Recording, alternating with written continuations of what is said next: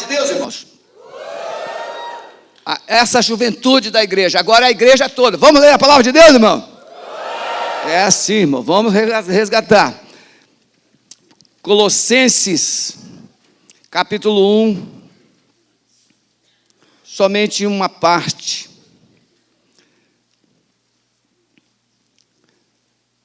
Verso 16. Colossenses 1, 16.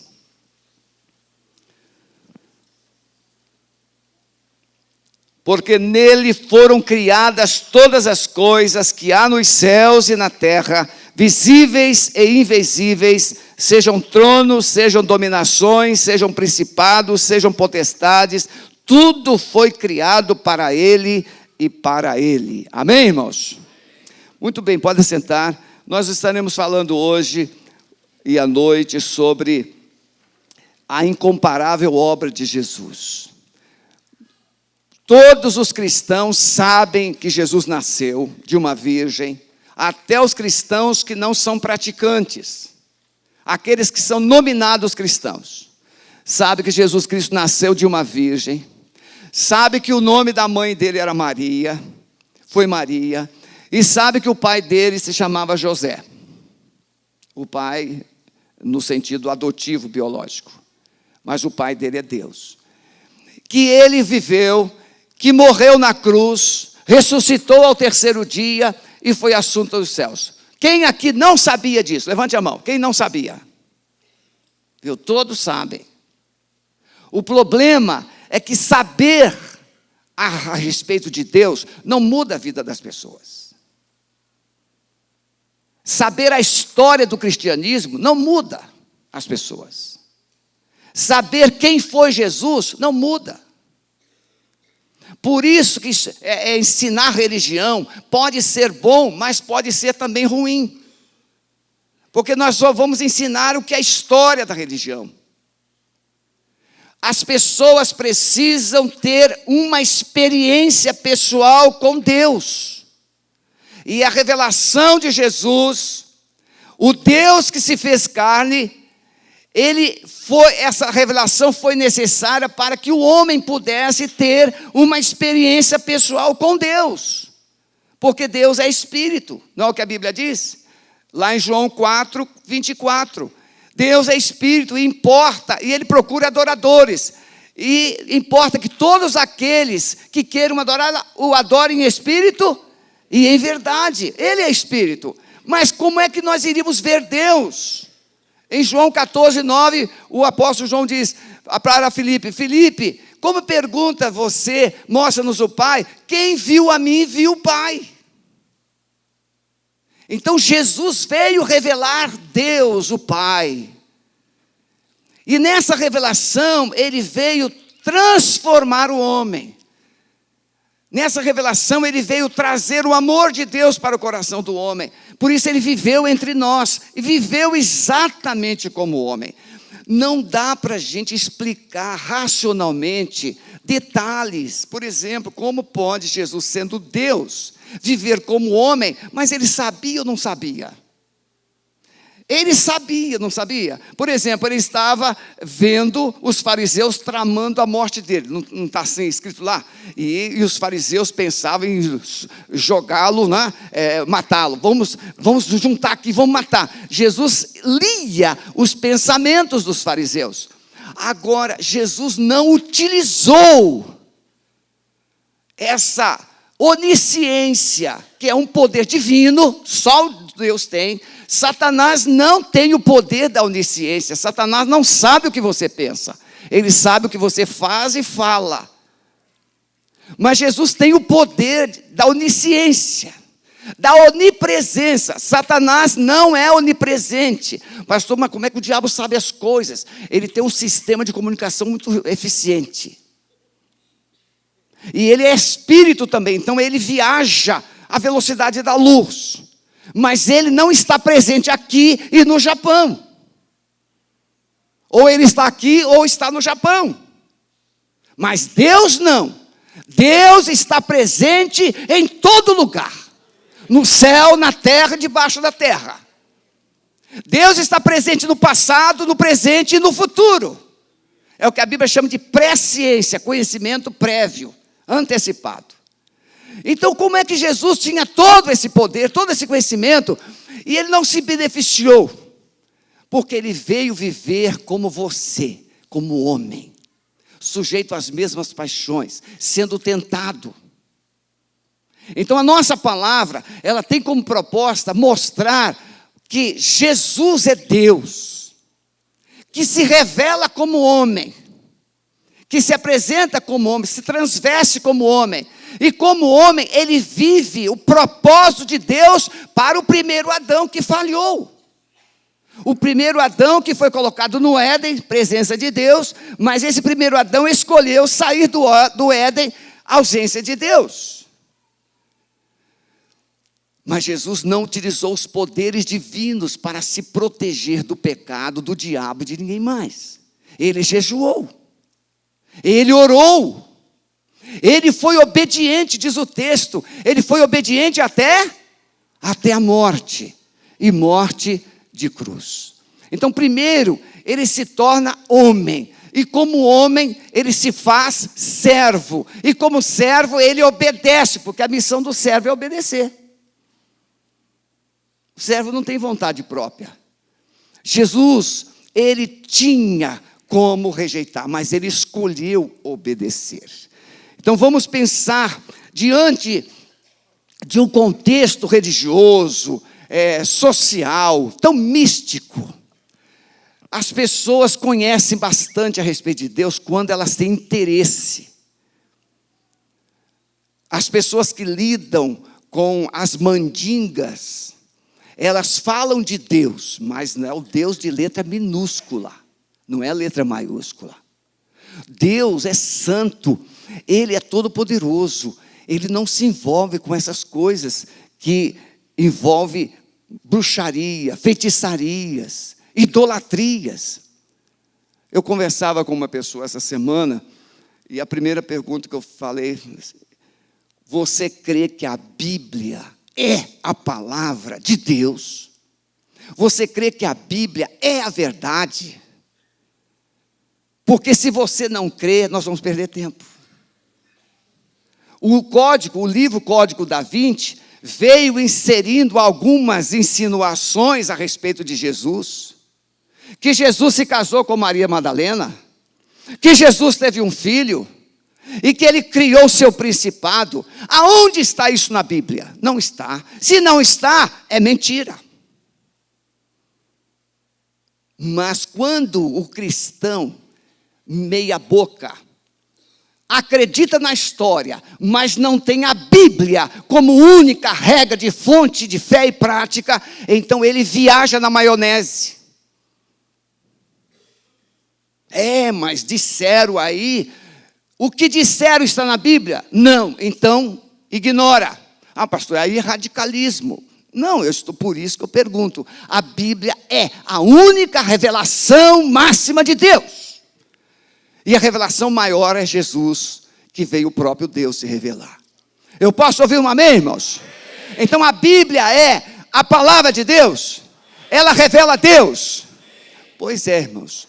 O problema é que a crentalhada não conhece a Bíblia. Não lê a Bíblia. Não separa tempo para ler a palavra de Deus. E Jesus disse: errais por não conhecerdes as Escrituras e nem o poder de Deus. Quanto tempo o crente leva lendo a Bíblia por dia? Não lê mais. Tem a caixinha de promessa lá. Tem que ver o versículo que vai dar certo para a sua vida. Não é isso não. É conhecer um cientista antes de ele inventar uma fórmula, criar uma fórmula e transformar em medicamento. Ele estuda, ele pesquisa e depois ele testa, até que ele fala assim: isso funciona. Pois é. Você acha quanto tempo levou para escrever a Bíblia? Quanto tempo?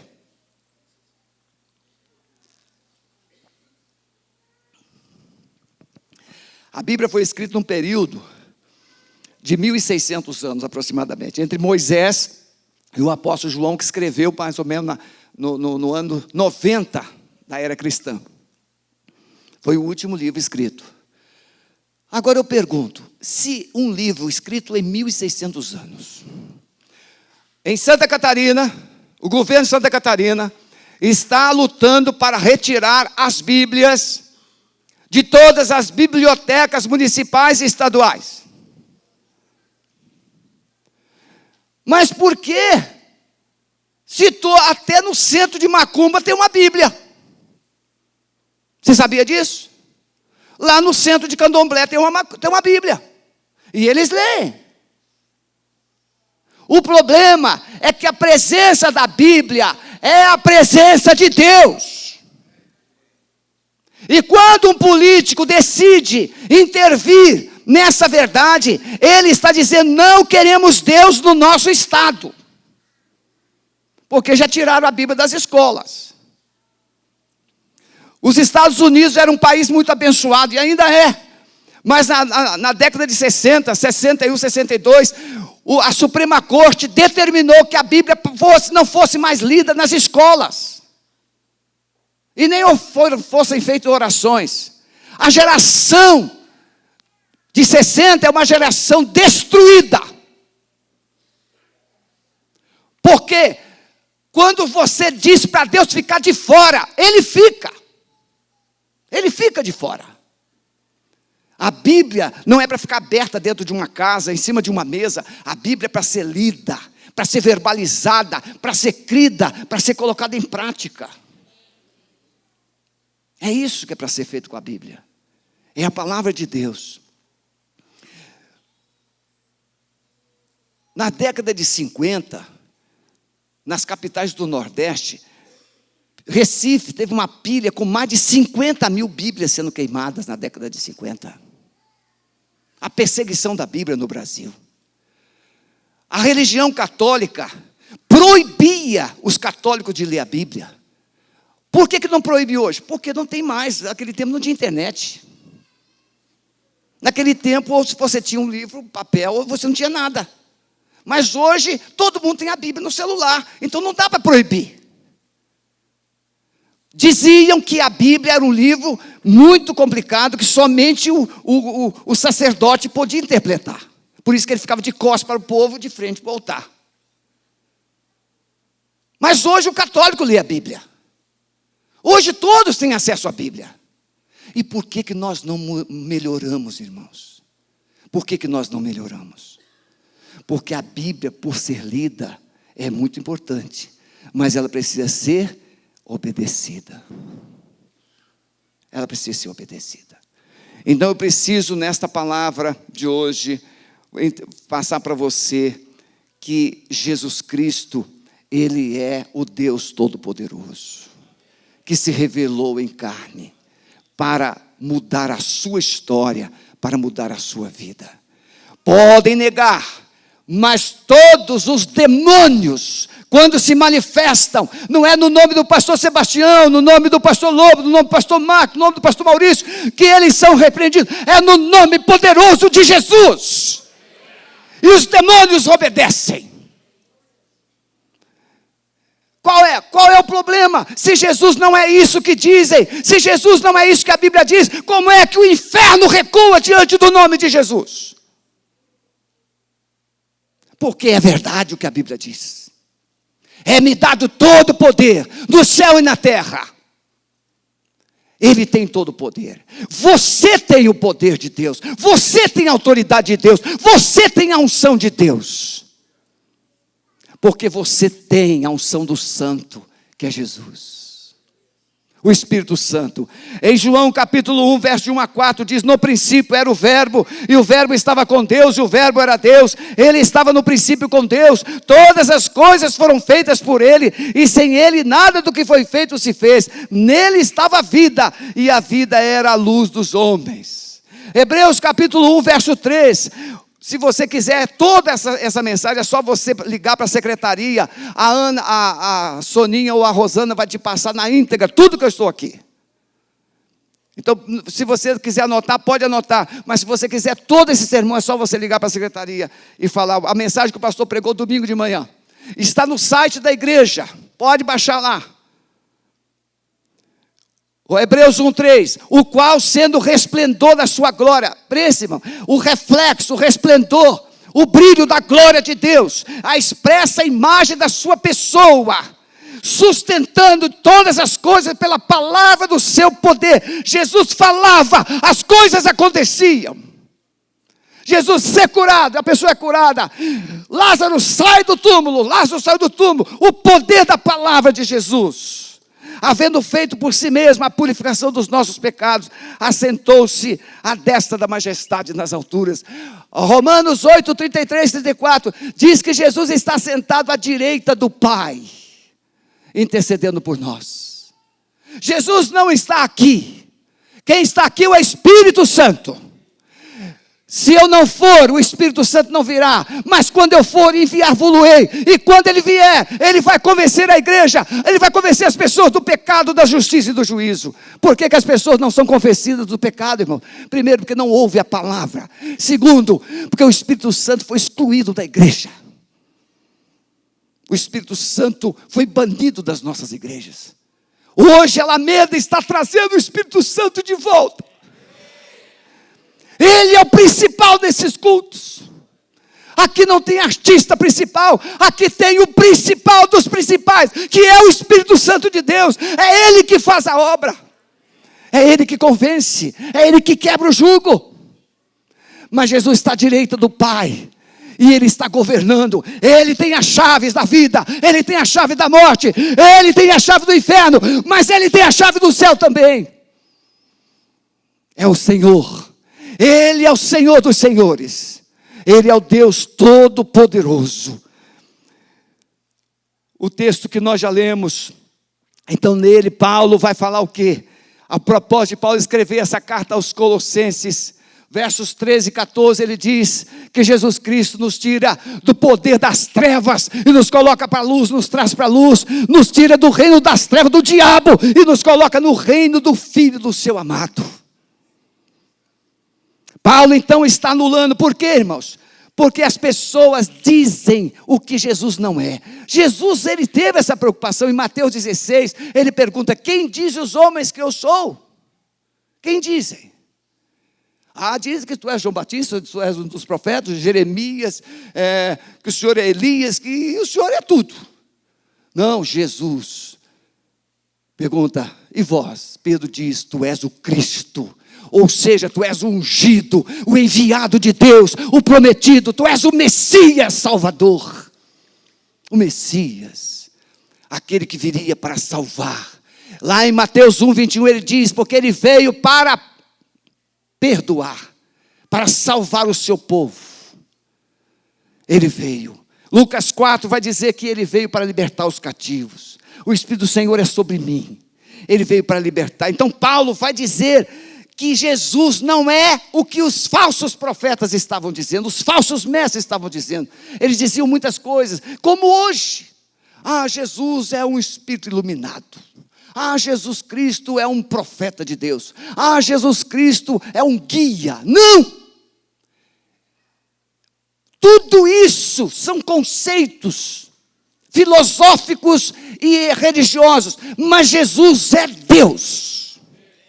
Quando você afirma que Jesus é Deus, o inferno treme, porque Jesus foi lá, meus irmãos, Jesus foi lá, e ele tomou uma chave, e diz, inferno, até aqui, quem manda sou eu. E às vezes ele não manda na sua vida, não manda na sua casa. É verdade ou não é, irmão? É verdade. Ele tem o poder nas mãos. Então Paulo vai dizer o quê? Que Jesus não é uma emanação divina, uma aparição, um reflexo, um fantasma. Porque os gnósticos diziam que Jesus não podia ser carne, porque a carne é contaminada pelo pecado. Então Jesus, se ele se tornasse carne, ele seria imperfeito. Não, ele nasceu sem sexo. Você está entendendo? Foi o Espírito Santo que gerou Jesus, não foi o José. A semente do pecado estava no espermatozoide do José. Você está entendendo? não houve relação sexual, o Espírito Santo gerou. Pastor, isso é muito difícil de acreditar. Se vira com a sua dificuldade, mas creia! Creia! Tem gente que quer explicações. Você não precisa de explicação. Explica aí, por que você nasceu? Explica. Tem coisas que nós não temos explicações. E a hora já foi embora. Para os muçulmanos, Jesus é apenas um profeta. Para os espíritas, Jesus é um espírito iluminado. Para os outros, Jesus é apenas um intermediário. Um montão de bobagens. Os testemunhos de Jeová dizem que Jesus foi o primeiro a ser criado. Não o Criador. Mas João diz, a Bíblia diz, Ele foi o Criador. Todas as coisas foram feitas por Ele. E sem Ele, nada foi feito. Diga para o seu irmão, você crê nisso? Mas diga assim, você tem que crer. O propósito de Paulo então é revelar a verdade que Jesus Cristo é Deus, o único Salvador, o qual nos tirou das potestades das trevas e nos transportou para o reino do seu Filho amado, em quem temos a redenção pelo seu sangue, a saber, a remissão dos pecados. Eu vou falar 3 coisas, irmãos, até logo mais. Primeiro, entender que Jesus Cristo é o único Salvador por meio da sua morte na cruz. A segunda verdade que eu vou falar para você, logo mais, é um sermão grande, é grande. Entender que o propósito da salvação envolve redenção por meio de Cristo. Redenção, salvação, só Jesus salva. Quem lembra aí de memória, Atos 4:12? Não abre o celular. Em nenhum outro há salvação, porquanto debaixo do céu nenhum outro nome há dado entre os homens pelo qual devamos ser salvos. Quem disse isso? Pedro. Pedro disse isso diante da reação dos religiosos judaicos. Em nenhum outro há salvação, só o nome de Jesus salva. Sabe por quê? Porque diante do nome de Jesus, todo joelho se dobrará, toda língua confessará que só Jesus é o Senhor. Não tem outro Senhor, não. Não tem o José, o João, o Pedro, o André. Não tem. É só o nome de Jesus. Esse nome poderoso. E terceiro e último lugar, eu vou falar logo mais à noite. E se você não vir, o problema é teu. Entender a verdade que Jesus é Deus. É entender a verdade que Jesus é Deus. Baixe a sua cabeça, por favor. Você está aqui. Eu não sei como é que está você diante do Pai. Eu não sei como é que você está diante de Deus. Mas eu quero te dizer que Hebreus diz, Hebreus 10:19, que nós podemos ter ousadia de entrar na presença de Deus, pelo novo e vivo caminho que Ele nos abriu, através do sangue que Ele derramou, que rompeu o véu da religião, que rompeu o véu do pecado, que rompeu o véu da cegueira espiritual. Você só pode entrar na presença de Deus através do sangue de Jesus. E eu quero te perguntar, o que é que você tem feito com seus pecados? A palavra de Deus diz em João 1 João 1, 7-9, se confessarmos os nossos pecados, Ele é fiel, Ele é justo para nos perdoar os pecados. E João 1,7 diz, porque o sangue de Jesus, o seu Filho, nos purifica de todo pecado. Não é a igreja batista que perdoa, não é a igreja presbiteriana, não é a igreja católica, não é ninguém. Quem te perdoa é Jesus Cristo de Nazaré. O que você tem feito com os seus pecados? Não adianta você ficar buscando sem confessar pecados. Não adianta você buscar conhecimento sem confessar pecados. Não adianta, porque somente através da confissão é que você poderá ser perdoado dos seus pecados.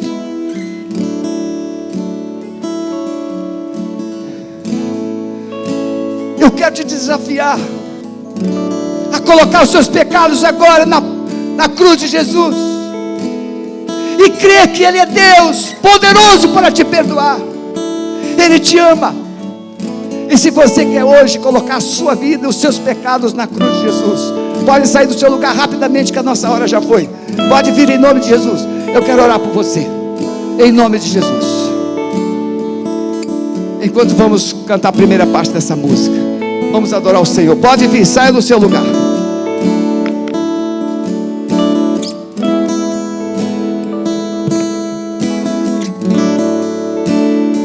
Levou sobre si pecado e dor, venceu a morte e ressuscitou.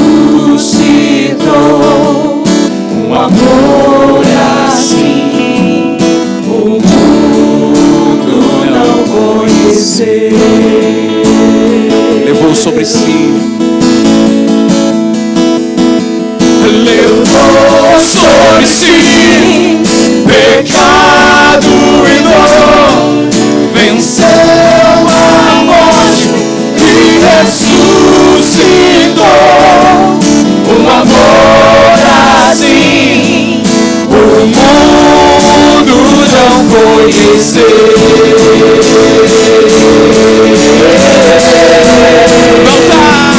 No altar de adoração seja sempre exaltado, Jesus, Filho de Deus, deixou a sua glória, morreu em meu lugar. Jesus, Filho de Deus, tu és Jesus, Filho de Deus. Amado Espírito Santo,